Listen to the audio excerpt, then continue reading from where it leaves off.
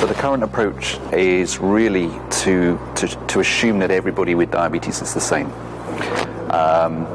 And we have very standard protocols that are applied, and if we have somebody who needs a next drug, then we just give them the next drug without really thinking or having the evidence that would guide us to say, well, actually they shouldn't get drug A, they should get drug B.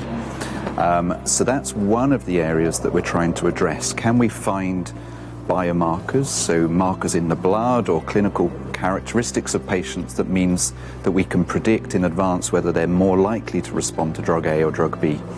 The other area that we're trying to address is around trying to predict progression of diabetes and actually stepping back a little bit, trying to predict who are the people who develop diabetes.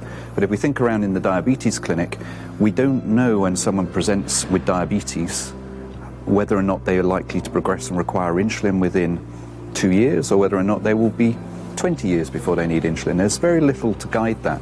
And we want to try and understand what are the processes that drive the progression of diabetes, what are the biological processes.